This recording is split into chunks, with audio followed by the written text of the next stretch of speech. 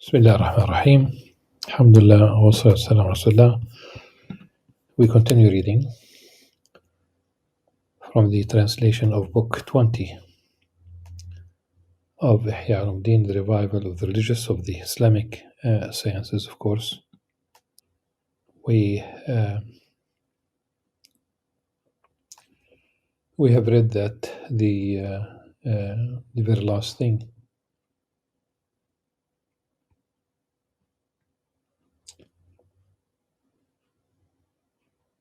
that the Prophet ﷺ was sent to complete, to augment, to bring to completion a good character, ethics. بعثت لأتمم مكارم الأخلاق. Thereupon, mankind became desirous of the fine qualities of character, as we mentioned in the book رياضة النفس وتهذيب الأخلاق, the training of the soul and refinement of character.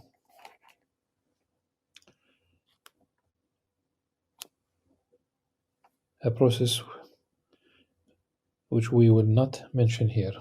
When Allah perfected his character, he praised him and said, "Verily you are of a noble nature. وَإِنَّكَ لَعَلَى خُلُقٍ عَظِيمٍ." Then Allah, how great is his state and how perfect is his bestowing of favor, viewing Muhammad's complete kindness and his great excellence, how magnificently he praised him.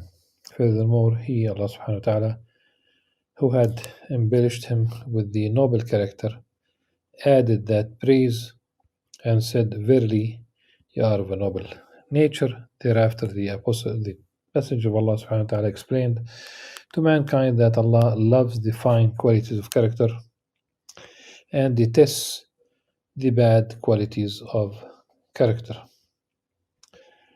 Ali, may Allah be pleased with him, said, "How strange that a Muslim, when a fellow Muslim comes to him in need, does not regard himself obliged to bestow favor.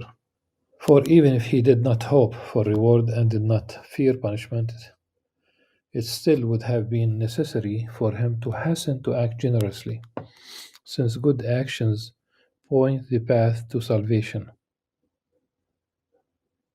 Then a man said to Ali, "Did you hear this from the Apostle of Allah, from the Messenger of Allah?" And Ali said, "Yes. And that which is better than this, when the prisoners of Tay were brought, there arose a girl from amongst them who said, 'O Muhammad, would that you free me and prevent the Arab tribes from rejoicing at my bad fortune? For I am a daughter of the chief of my people, who defended the family, freed the captive, sated the hungry, fed extended greetings, and never refused anyone who sought him in need. I am a daughter of Hatim al-Tai, from the tribe of Tai." Then the Prophet ﷺ said, "O girl, this is truly a description of the Muslims. If your father were a Muslim, we would say, Allah have mercy on him. Free her, for her father loved the noble qualities of character. And verily, Allah loves these qualities." Then Abu Burda ibn Niyar arose and said, "O Apostle of Allah, does Allah love the noble qualities of character?" And the Prophet ﷺ replied, "By him in whose hands is my life, no one shall enter paradise except he who is of good character." And on the authority of Mu'adh ibn Jabal, it is related that Sayyidina Muhammad ﷺ said, "Verily, Allah encompasses Islam with noble qualities of character and with fine deeds. The story of Hatim al-Ta'i is extremely important. You know, at least my generation probably, there's no way that you'll find someone who does not know Hatim al-Ta'i. We have two stories. The more famous one, I think, that Hatim al-Ta'i had a guest and he had nothing to offer the guest except that Hatim al-Ta'i had a horse,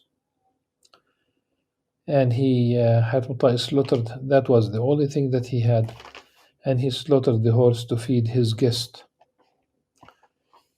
The second story is that, it doesn't have to be exclusive. It doesn't have to be either or, but there is another story that a woman, it seems that at that time, he had more to offer. He had plenty of sheep and or cattle. He late in the night, a widow with children came to him, and she said that her children are hungry, or they were hungry, and she asked him to feed her children, and that was late in the night.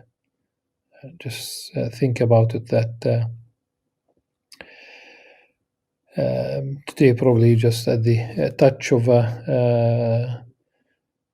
you can turn the light on, sometimes even today without even touching anything. Okay, so he sent for throughout the tribe, and he started slaughtering the sheep and feeding the people.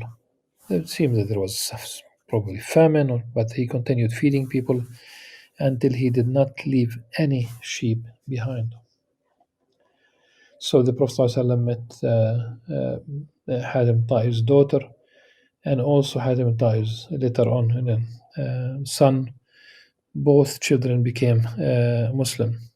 But the story of Hatim Ta'i is this is pre-Islamic. Arabia, and definitely it's a beautiful story that we were also raised with.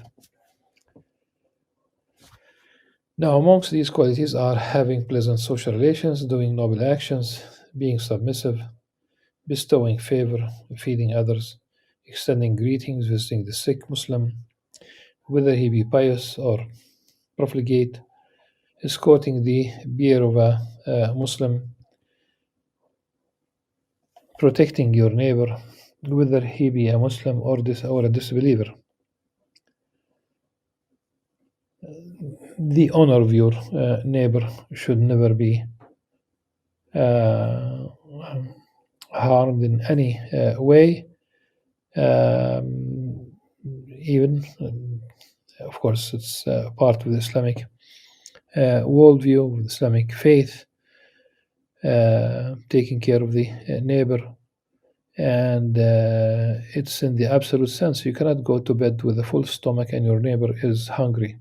You will not even sniff the smell of paradise. Your neighbor is absolutely. We don't talk about a neighbor who's a warmonger. The relationship between Muslims and non-Muslims. Of course, there is the golden rule. There is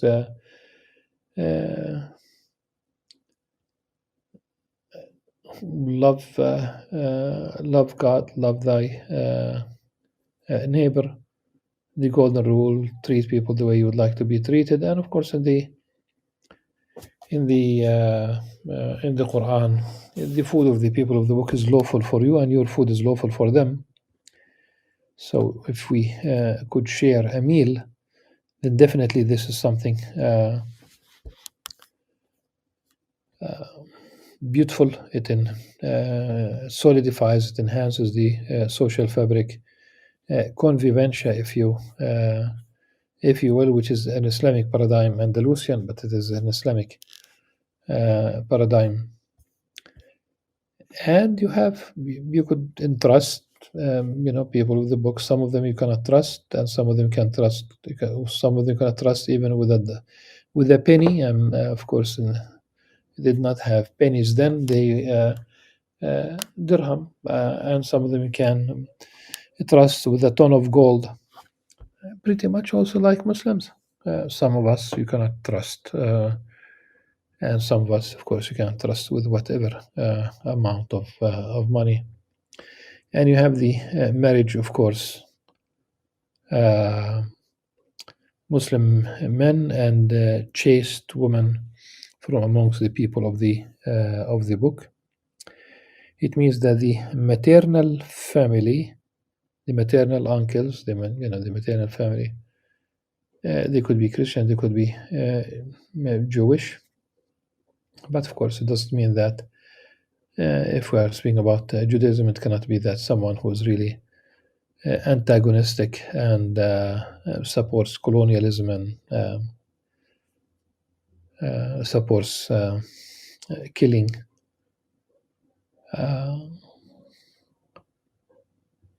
In this case, at this stage in history, the Palestinians. But in principle, yes, it is possible.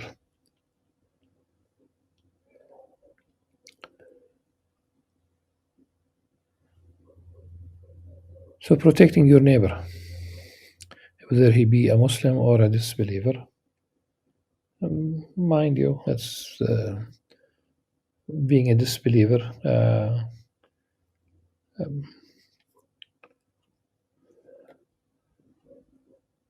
I attribute this, and I will just simply say it, and you might think about it. All but none, all the issues where we have serious differences, they are the work of theological differences. They are the work of either scholars or members of the relevant faith, and they, I would like to call it post-revelational constructs. Post-revelational constructs. These are not revealed concepts, rather than that being the case, they are the creation of members of the faith. Typically, they could be clergy, they could be academics, they could be scholars, but this is, since most of this took place in the past, I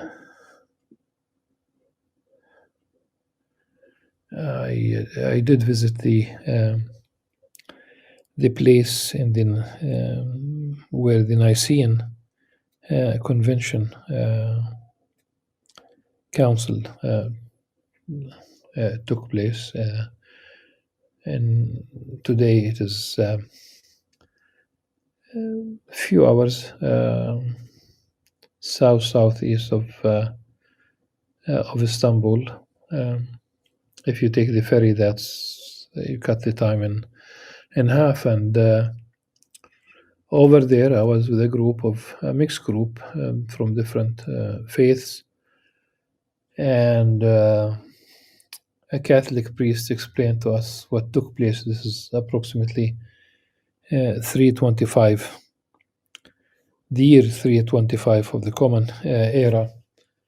And he said that those bishops or who did not agree with the rest, they were killed. That's what he said anyhow. And this is an example of a post-revelational construct. But we might have our own post-revelational constructs. Differences with the Mu'tazilites, for example. المنزلة بين المنزلتين, that state between the two states, the Uh, that's a post-revelational construct. So protecting your neighbor, whether he be a Muslim or a disbeliever, honoring the aged Muslim, answering the invitation to food, the inviting of others, bestowing pardon, making peace between people, liberality, generosity, nobility of character, forbearance, being the first to extend greeting. Don't wait until people, because of egoism, don't wait until people greet you, thinking that you are more important than the others. Initiate that salam, repressing anger. And we did speak about this in a different context, that the yesterday we spoke about those who suppress their anger, والقاظمين الغيظ, those who pardon, and that Allah subhanahu wa ta'ala loves those who do the good. But the good we said since حسن إحسان المحسنين والله يحب المحسنين. We spoke about reaching it's basically excellence, and also to a degree of perfection, of beauty. Repressing anger, Islam does not say you shouldn't be angry, but if it does happen, repress it, control it, just keep it under control. It is followed by pardoning people, as if the text is taking the phrases from the Quranic verse. Then shunning what Islam forbids, namely frivolous sport, vanity, song, all musical instruments, revenge, guile, slander, falsehood, avarice, niggardliness, rudeness, artifice, deception, calumny, wrongdoing, friendship, wrongdoing, friendship, wronging friendship rather,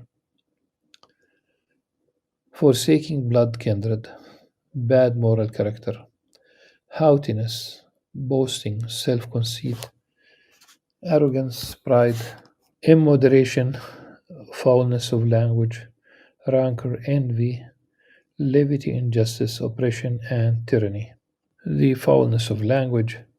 Imam Al-Ghazali lists 20 ills of the tongue. Of course, false witnessing, cursing, backbiting, 20 ills. And I did read about an Andalusian scholar who listed more than 90 ills of the tongue. So the tongue is capable of doing all these wrong things, and hence the hadith of the Prophet ﷺ,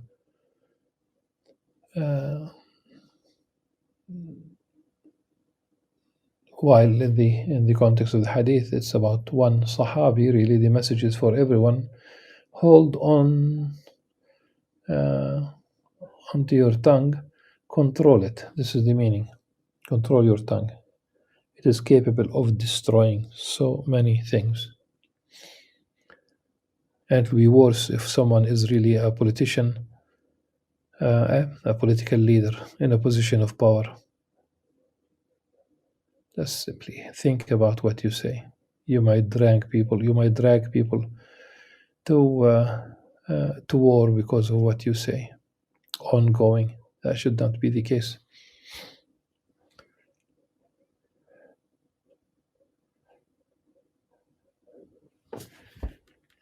And envy, it's of course as if you are objecting. Envy because someone has something extra that you don't have, and you wish that they do not enjoy this, that it would disappear. It could be something material, it could be something immaterial, a position, it could be knowledge.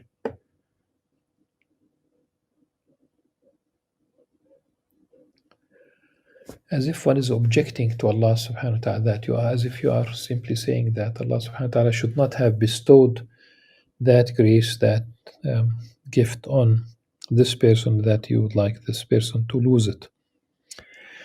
You are objecting to what Allah subhanahu wa ta'ala is bestowing on His creation. And of course, injustice, oppression, and tyranny. Colonialism, in short, was the pretty much Western European colonizing the southern hemisphere, but also going all the way and inflicting harm on Native Americans, all the way to Australia, where they have been unjust, and to the Aborigines, all the way to South Africa. In the case of Australia, they declared it terra nullius, so as if there were no people. It's not owned by anybody, and they could claim it as private property. People should also pay attention that when the Zionists really speak about this land, that there is no Palestinian people, that the Zionism made the land bloom, it's effectively declaring it as terra nullius, but with a catch. People forgot that this land, still until today, it has the oldest agricultural settlement in the history of humanity, Jericho, the ancient Jericho. 12,000 years ago, they did till the land, they planted wheat and they stored them in jars. A simple carbon 14 test. So the whoever lived in this land knew how to cultivate and harvest and store. Injustice, oppression, and tyranny. I think this is really the very serious issue that we need to revisit.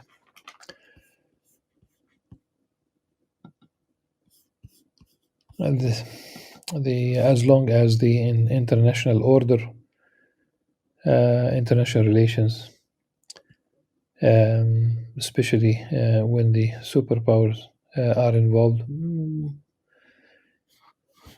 and when the existing paradigm in international relations is the realism, where interests rather than morals are the primary motive why they behave the way they behave, this will